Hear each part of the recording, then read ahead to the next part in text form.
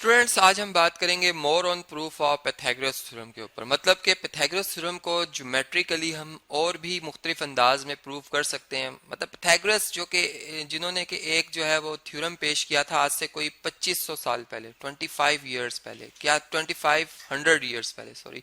तो क्या था जी कि अगर आपके पास एक राइट एंगल ट्राइंगल हो, मतलब एक ऐसी ट्राइंगल जिसमें एक एंगल 90 का हो, उसे हम कहते हैं राइट एंगल ट्राइंगल। ठीक है, ये फर्ज करें एक राइट एंगल ट्राइंगल है जो कि थ्रीगोन भी कहलाती है, मतलब पॉलीगॉन की फर्स्ट टाइप है। और इसमें राइट एंगल के जो सामने साइड होती है इसको हम कहते हैं जी हाइपोटेन्यूज साइड। ठीक है, और ये फर्ज करें ये नहीं, ये साइड इसके साथ शामिल, ये मतलब यहाँ से ए बी सी ये इसके तीन कोने हैं। ठीक है, तो अब इसमें जो हाइपोटेन्यूज साइड स्क्वायर है इसका ये मतलब ये स्क्वायर जो है किसके बराबर होगा जी, ये बाकी दो जो रिमेनिंग साइड हैं जो कि एक बेस और एक परपेंडिकुलर है, इसके स्क्वायर के सम के बराबर होगा। ठीक है, ये बात उन्होंने साबित की थी जो कि लॉजिकली उन्होंने थ्योरम्स के जरिए जो है इसको प्रूव किया था।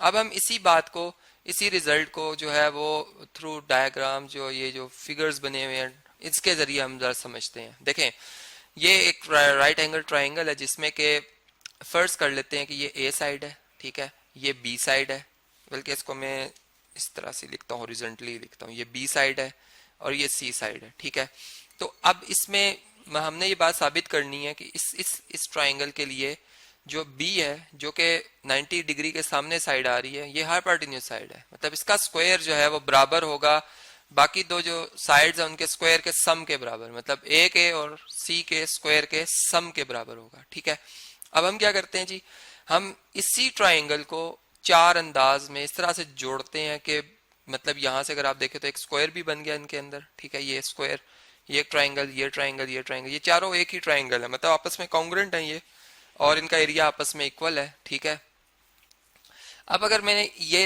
इस ट्राइंगल को अगर मैं इस तरह से यहाँ पर ड्रॉ कर लेता हूँ। ठीक है, ये मेरा बी वर्टेक्स है। ठीक है, ये फर्ज कर लेते हैं कि ये मेरा जो है वो सी वर्टेक्स है और ये जो है ये ए वर्टेक्स है। तो ए के सामने स्मॉल ए साइड और ये बी के सामने स्मॉल बी साइड, ये बी साइड आ जाएगी। ठीक है, ये सी साइड आ जाएगी टोटल मतलब, और ये आ जाएगी ए साइड। ठीक है, अब इसी तरीके से जब ये सारी ट्राइंगल्स जब हमने इधर इसको जोड़ा, ठीक है, ये अब बी वर्टेक्स यहाँ पे आ जाएगा। ठीक है, यहाँ पर क्या आ जाएगा जी, सी वर्टेक्स आ जाएगा और यहाँ पर क्या आ जाएगा ए। मतलब अब ये जो डिस्टेंस है यहाँ से लेके यहाँ तक ये ए साइड हो जाएगी, यहाँ से लेके ये टोटल जो है ये आ जाएगी कौन सी साइड जी, इसको हम कहेंगे कि ये हमारी सी साइड है, क्योंकि ये सी वर्टेक्स के सामने और बी के सामने ये बी। तो पता ये चल रहा है कि ये जो बड़े वाला स्क्वायर है, अगर हम मतलब ये जो इस ट्राइंगल के हवाले से अगर मैं इसको चलें कलर कर देता हूँ, यहाँ पर मैं इसे कलर कर देता हूँ। ठीक है, ये सारे वर्टिसेस में मिटा देता हूँ। ये जो ट्राइंगल है, अभी हम एक ट्राइंगल को जरा फोकस करते हैं। अगर मैं इस ट्राइंगल के हवाले से बात करूँ तो इसमें ये साइड बी थी और यहाँ पर मैंने कहा था ये बी वर्टेक्स है, तो ये भी साइड बी है। ठीक है, तो इसका जो स्क्वायर है, इस बड़े वाले जो स्क्वायर हमें नजर आ रहा है, इसका जो एरिया होगा वो किसके इक्वल होगा, वो इक्वल होगा G B multiply by B, मतलब इसकी लेंथ और इसकी ब्रेथ एक बराबर होती है। ठीक है, तो हम यहाँ पे लिखेंगे एरिया ऑफ स्क्वायर, स्क्वायर कौन सा जी, ए बी, बल्कि इसको इसको कोई और नाम दे देते हैं, ए, ये आ जाएगा डी, ये आ जाएगा ई और ये आ जाएगा सी।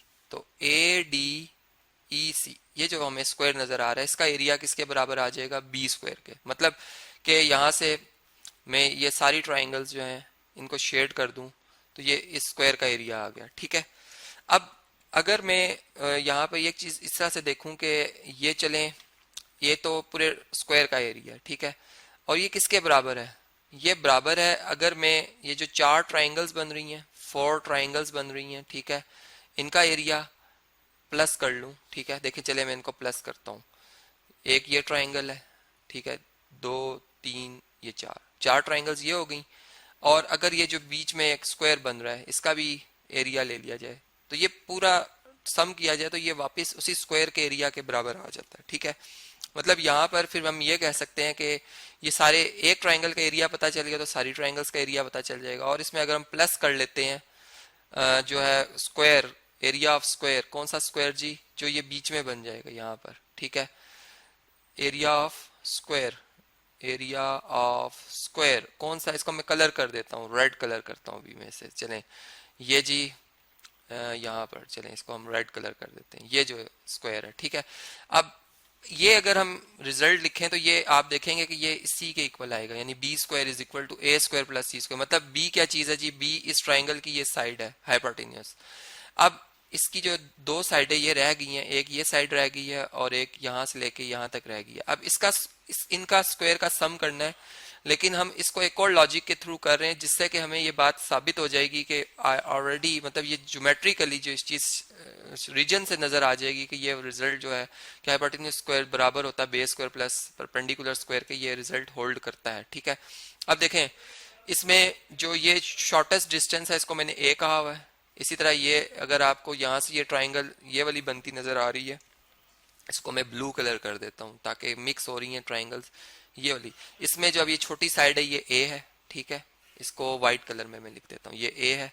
इसी तरह ये जो ट्राइंगल है इसको इसको चलें इससे मैं डिफरेंट कलर करता हूँ, इसका मैं पर्पल कलर कर देता हूँ। ये जो है इसमें भी ये जो डिस्टेंस है ये हमारे पास क्या है जी, ए है, ठीक है। और इसी तरह ये डिस्टेंस हमारे पास ए है। लेकिन अगर हम इस पॉइंट से लेकर इस पॉइंट की बात करते हैं तो ये डिस्टेंस हमने कितना रखा हुआ जी, ये हमने रखा हुआ था, देखें ये बी है, ये भी बी है, ठीक है। ये तो सारे बी आ गए, ये सारे हाइपोटेन्यूज है क्योंकि 90 डिग्री के सामने, ये भी साइड 90 के सामने, ये भी 90 के सामने।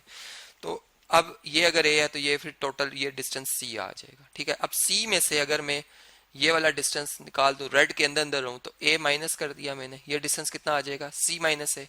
इसी तरह अगर यहाँ से लेकर आप यहाँ तक देखें, मतलब ये अगर ए 1 पॉइंट से लेकर सी तक देखें तो ये टोटल डिस्टेंस कितना है जी, सी है, ठीक है। उसमें से फिर ये ए हम निकाल दें क्योंकि ये ग्रीन कलर की ट्राइंगल में आ रहा है, तो ये डिस्टेंस कितना आ जाएगा, सी माइनस है।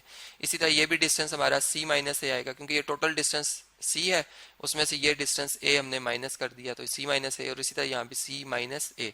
पता ये चला कि ये अंदर एक स्क्वायर बन रहा है जिसकी चारों साइडें आपस में बराबर हैं और कॉर्नर एंगल 90 के बन रहे हैं। तो स्क्वायर का जो एरिया होता है ये तो आप जानते ही हैं कि वो बेस मल्टीप्लाई बाय हाइट होता है, ठीक है।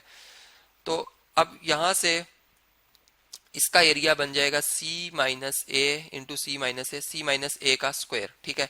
जबकि जो हमारे पास ट्राइंगल होती है इसका एरिया होता है हाफ बेस साइड। अब बेस साइड जो है वो हमारी सी है, ठीक है, ये हमारी सी साइड बेस है और हाइट जो है हमारी वो ए है, ठीक है। जबकि सी बी जो है इसमें वो क्या है, ये हमारे पास क्या है जी, ये हाइपोटेन्यूज साइड है, ठीक है।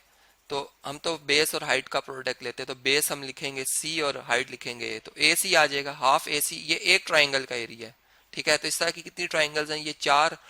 तो हम 4 ट्राइंगल्स की जब बात करेंगे तो 4 को मल्टीप्लाई कर देंगे हाफ ए सी से, ठीक है। तो ए से कैंसिल, सॉरी 2 से 4 से कैंसिल होकर 2 2 4 होता है, 2 आ जाएगा। तो पता चला कि ये जो 4 ट्राइंगल्स का एरिया बन रहा है वो 2AC बन रहा है, ठीक है।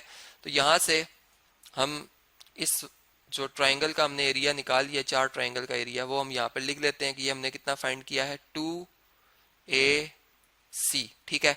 अब जो एरिया ऑफ स्क्वायर है अब हमारे पास वो रह गया है, ठीक है। इसको मैं रेस कर देता हूँ, इसको मैं यहाँ से रेस कर देता हूँ ताकि हमने जो रिजल्ट निकाल लिया है उसको हम दोबारा इस्तेमाल ना करें, ठीक है। ये हमने यहाँ से रेस कर दिया। अब जो हमारे पास स्क्वायर का एरिया वो हमने देखा था सी माइनस ए का होल स्क्वायर है, ठीक है, सी माइनस ए होल स्क्वायर, ये एरिया ऑफ स्क्वायर है जो कि इक्वल होगा सी स्क्वायर प्लस ए स्क्वायर माइनस 2AC के, यानी ए माइनस बी का होल स्क्वायर का फार्मूला लगाएं। तो यहाँ पर अब मैं इस जगह पर एरिया ऑफ जो रेड कलर का स्क्वायर था उसका हमने एरिया फाइंड कर लिया है, वो कितना आ रहा है, वो आ रहा है ए square plus C square minus 2AC, ठीक है। अब देखें माइनस 2AC और ये प्लस 2AC कैंसिल हो जाएंगे, तो हमारे पास जो रिजल्ट आएगा वो बी स्क्वायर प्लस, मतलब बी स्क्वायर इक्वल टू आ जाएगा ए स्क्वायर प्लस सी स्क्वायर के, ठीक है। तो मतलब ये दोनों टर्म्स तो यहाँ से हो गई कैंसिल, खत्म हो गई, ठीक है। और ये रिजल्ट हमारा आ जाएगा ए स्क्वायर प्लस सी स्क्वायर, ये किसके बराबर है जी, ये बी स्क्वायर के बराबर है, सी स्क्वायर प्लस ए स्क्वायर, जो कि इस ट्राइंगल के हवाले से अगर आप देखें तो ये मैंने कहा था कि बी अगर हाइपोटेन्यूस है तो ये ए अगर परपेंडिकुलर है तो सी हमारे पास बेस है, तो बेस का स्क्वायर प्लस परपेंडिकुलर का स्क्वायर का सम किया तो ये हाइपोटेन्यूज साइड के स्क्वायर के बराबर आया, तो जो कि पाइथागोरस थ्योरम की स्टेटमेंट। और इस तरह से हमने पाइथागोरस थ्योरम को ज्योमेट्रिकली एक स्क्वायर बनाकर मतलब चार राइट एंगल ट्रायंगल को आपस में ऐसा से मुंसलिक किया कि अंदर एक स्क्वायर बना और बाहर भी एक बड़ा स्क्वायर बना, उससे हमने ये रिजल्ट जो है वो प्रूव कर दिया।